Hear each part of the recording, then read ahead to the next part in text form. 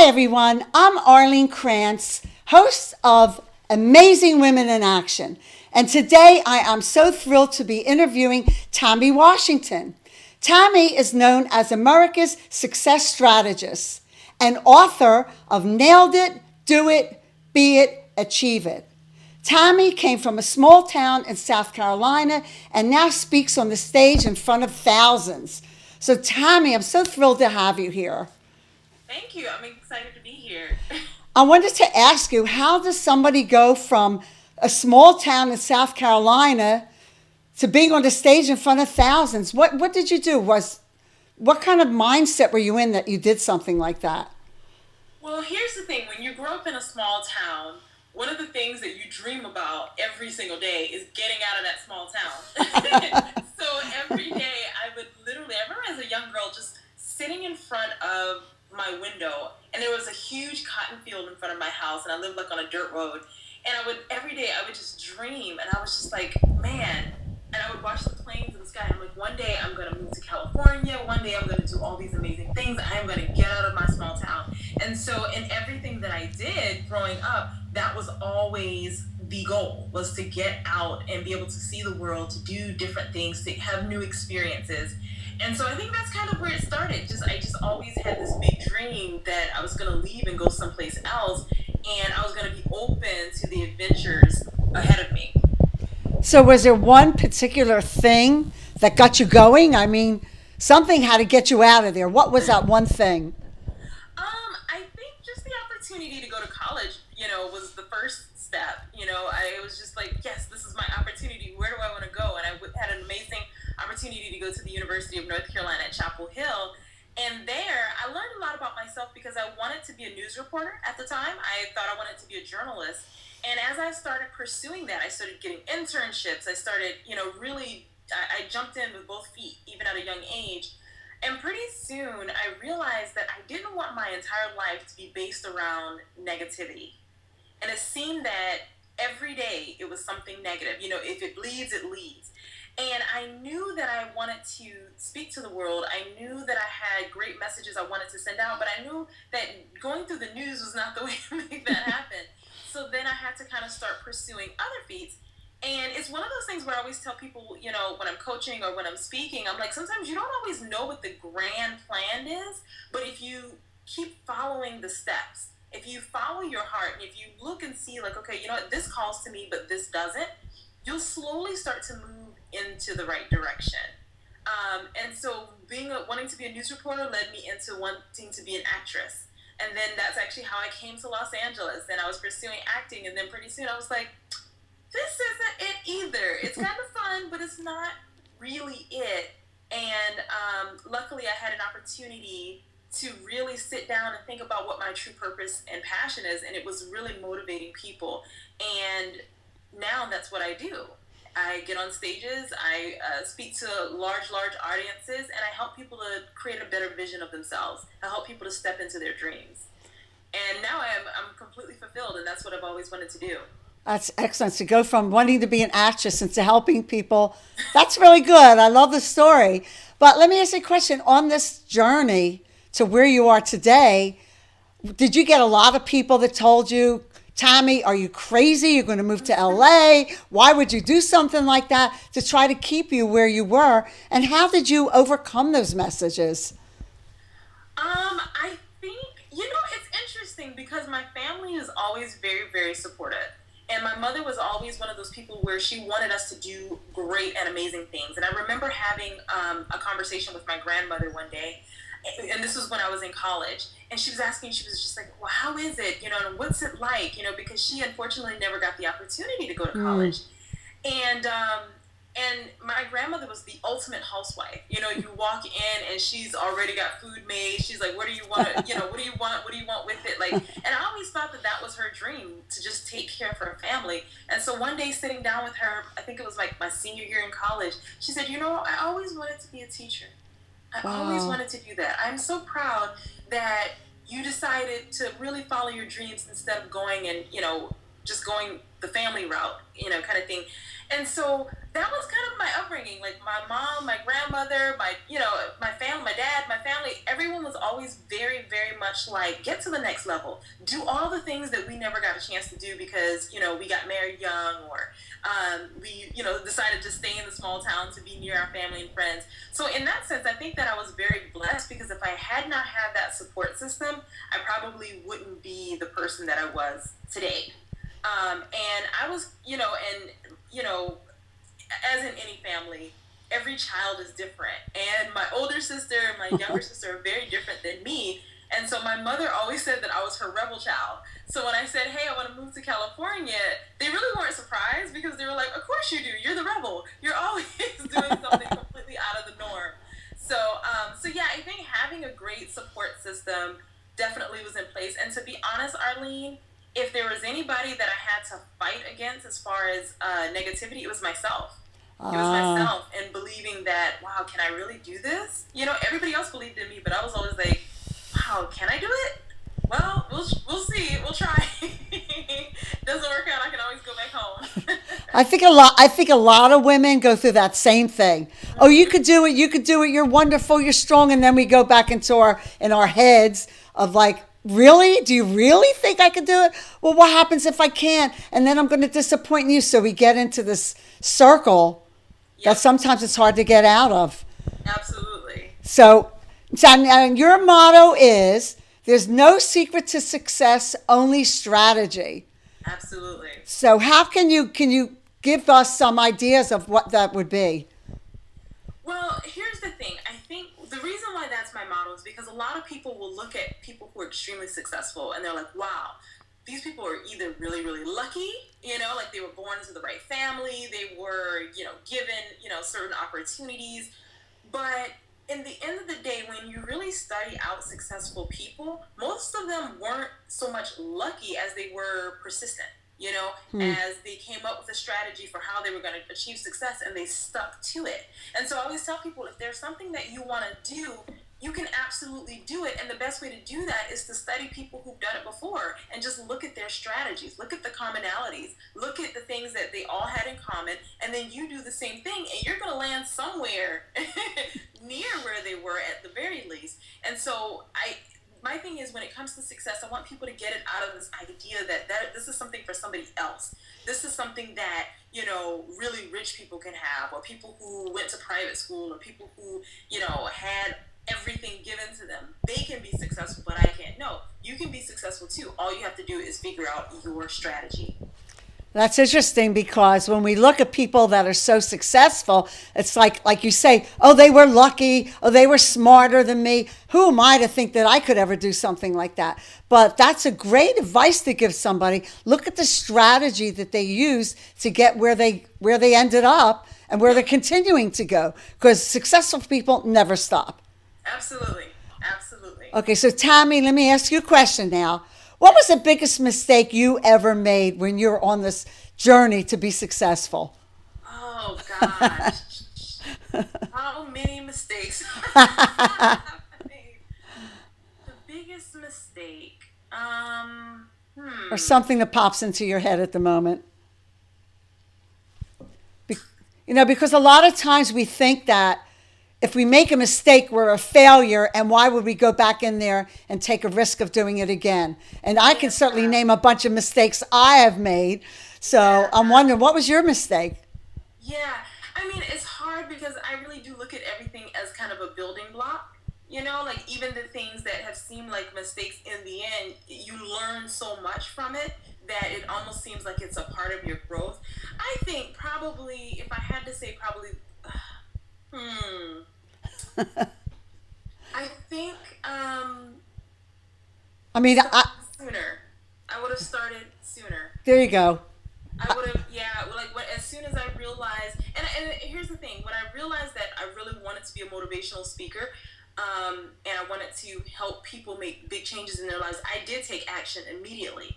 I started taking classes. I started learning. I wrote my book. I started doing things. I started getting into action, as you say, women in action. Yeah. But I held on to my corporate job for a really, really long time, thinking it was my security blanket.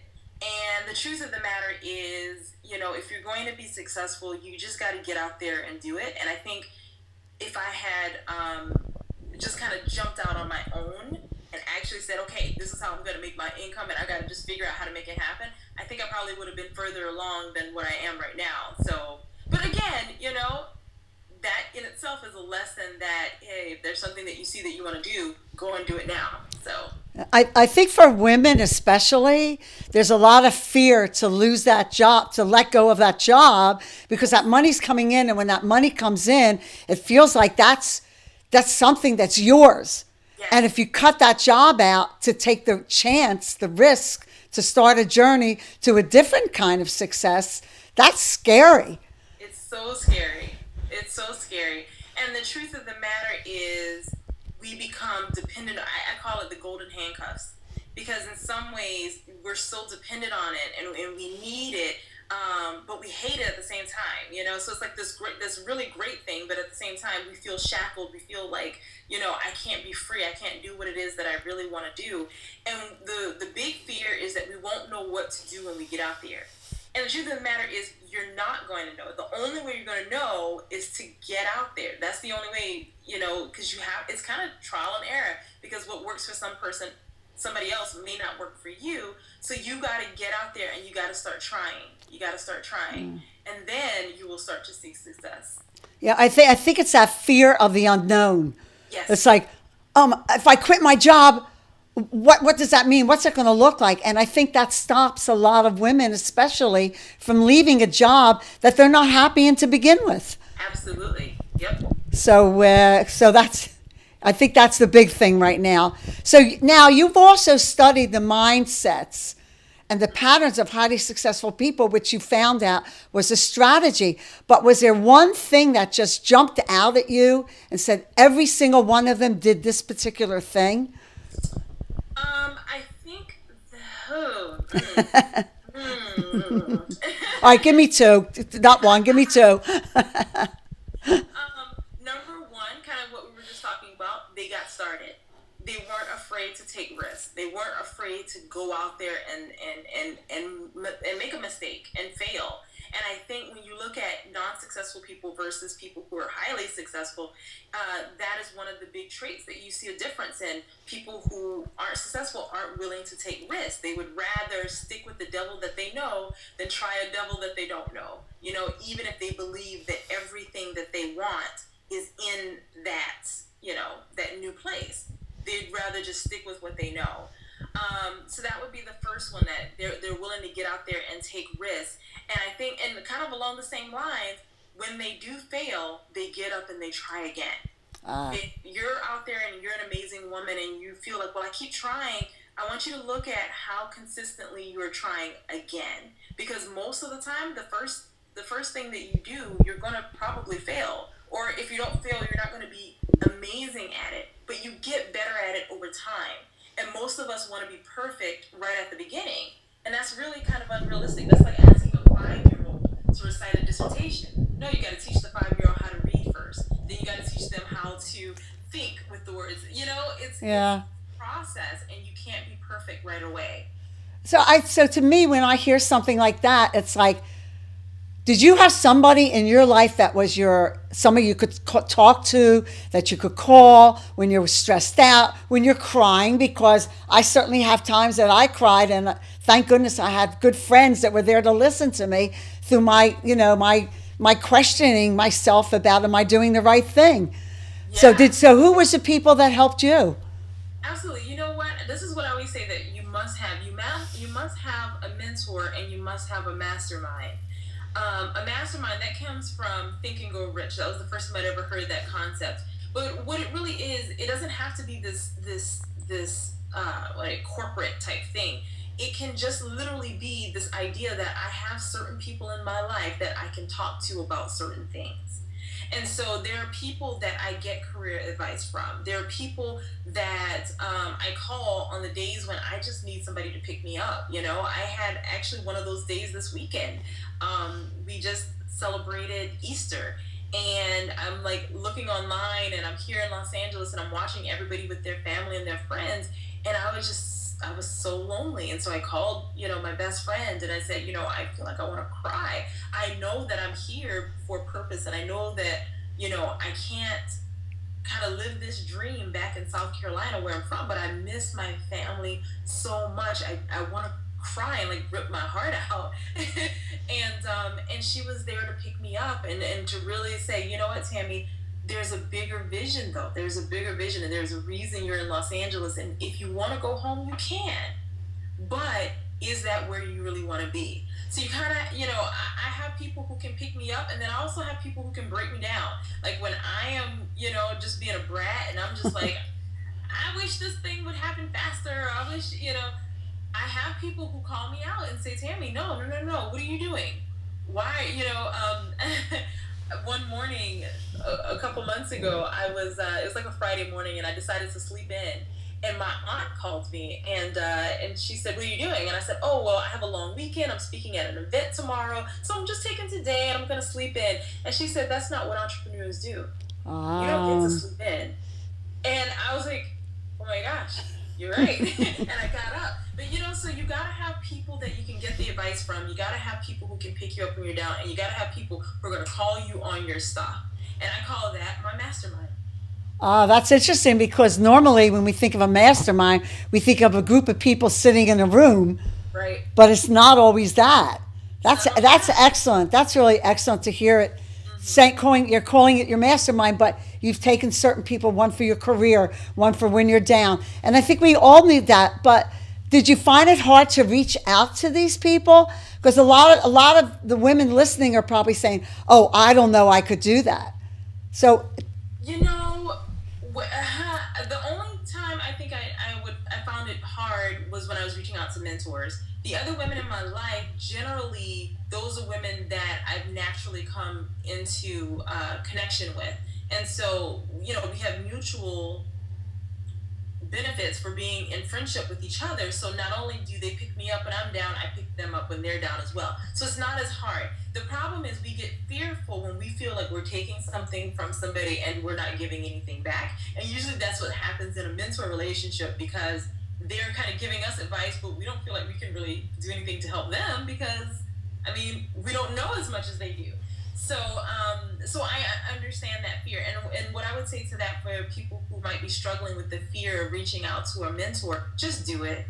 Just do it. I remember the first mentor I ever tried to reach out to. This woman she worked for Lifetime Network, and I'd met her because I'd worked for her in the past when I worked for a nonprofit, and she was the president, and I just seen the way that she worked. She was just a really powerful woman, and the kind of woman that I wanted to emulate. But when I say I wrote that email and I was shaking, like my hands were shaking to send it, and I don't know why I was so fearful, because she was totally nice. She totally had lunch with me. But it was just because I hadn't worked on myself and I didn't feel worthy. So usually that's where that fear comes from. So if any of your listeners are out there, I'm just here to tell you that you are worthy. You can reach out to any person on the planet. Les Brown's one of my mentors, and I call him, and there are times when he's not available because he's out busy and traveling the world, but he calls me back, and it took me a while to realize that, what, I am worthy of getting help with my dream, and I'm not using the person because I give back to them as well. So, yeah, I would say just do it. yeah, Don't I think when asking for help, I think everybody has issues about asking for help. Oh, yeah. Everybody has an issue. But it's interesting if you say to somebody, "Could you help me?" They're saying, "Of course, absolutely. What can I do to help you?" So what we thought they were going to say, because in our fear we're afraid to ask, they come back and say, "Yes, I'm happy to help you." It may not be the right timing, and you might find it wasn't the right person. But Absolutely, that's true. Sometimes it's not the right person, and I would say somebody actually reached out to me a couple of weeks ago, and she said I had spoken at an event, and she'd gotten my card, and she said it took me 2 months to reach out to you because I was so afraid, and I'm like, really? I'm the nicest person in the world. And I'm like, no, don't ever feel that way. And so I think a lot of times it's in our heads. It's in our heads. And there have been people who've been I don't want to paint this picture like, oh, the world is just this great, loving place. There have been people that I've reached out to and said, hey, can I take you out for coffee? Love to ask you some questions. And they say no. And I used to take it very personally. And then I realized, well, you know what? That just shows me that that's not the kind of person I want to be like, you know?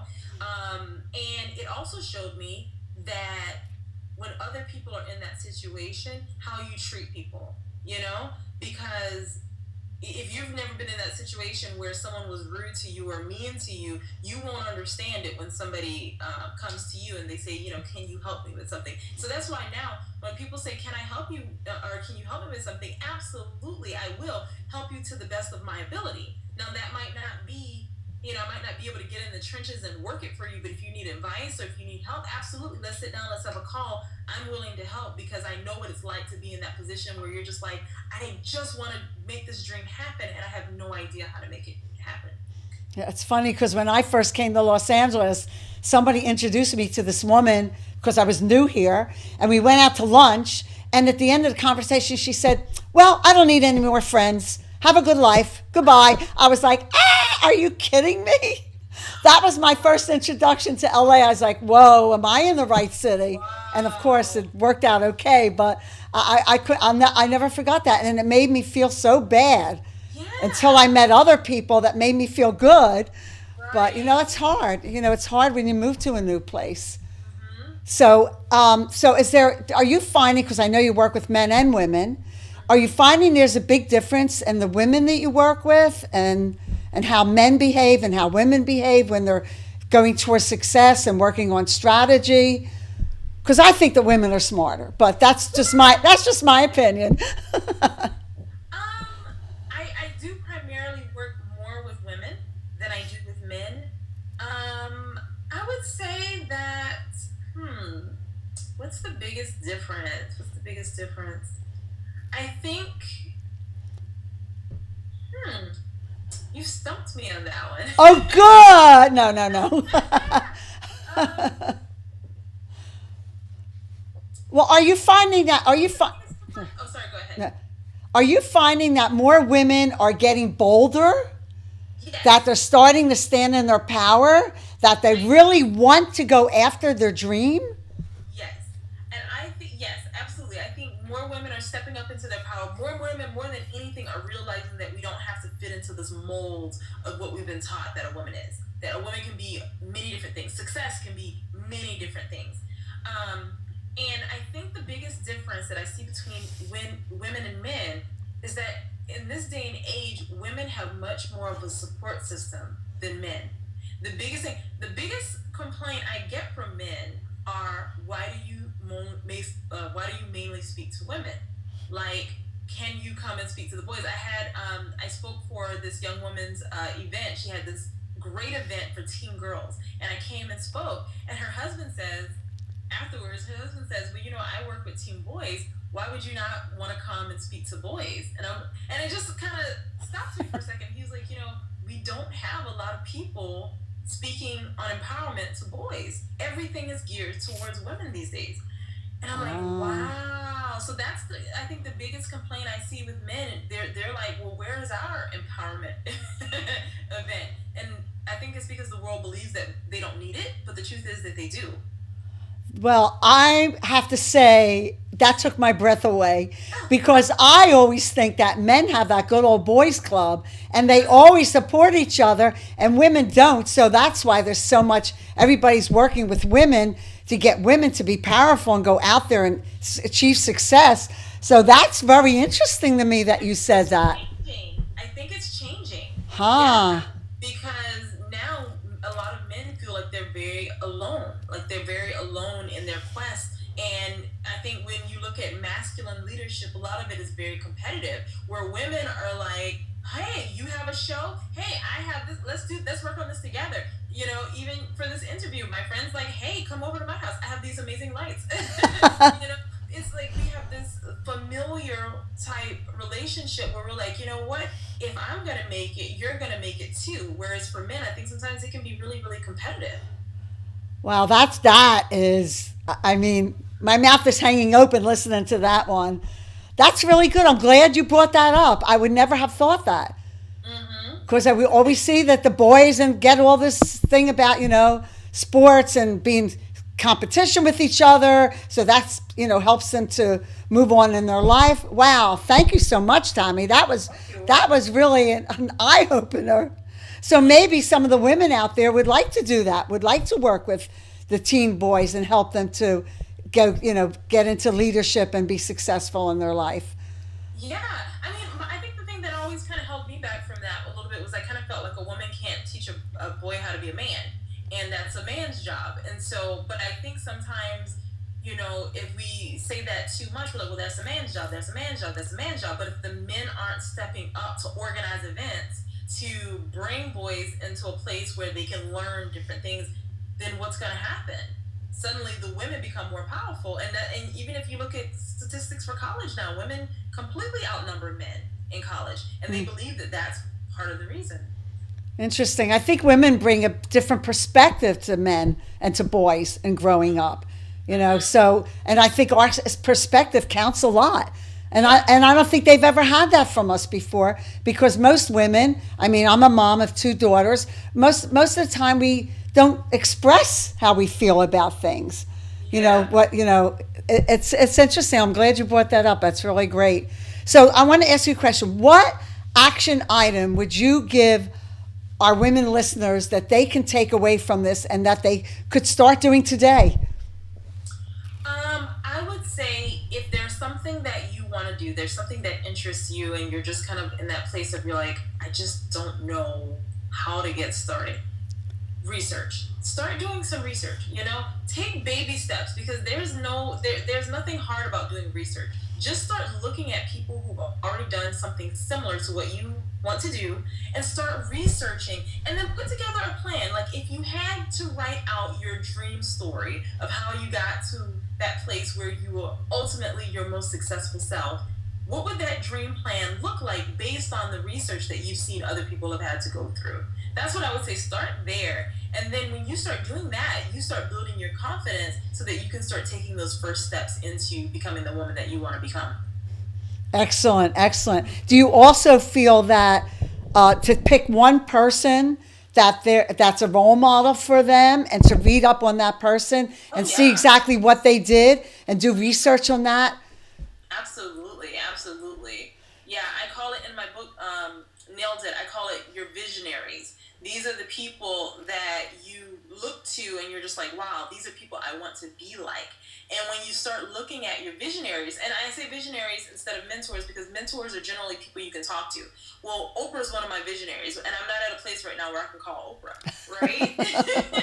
So she becomes a visionary, which means I study out what she does, the type of action she takes, but more importantly, I study out how she thinks in certain scenarios. When she was in this situation in her life, how did she think about the scenario that got her to the next level?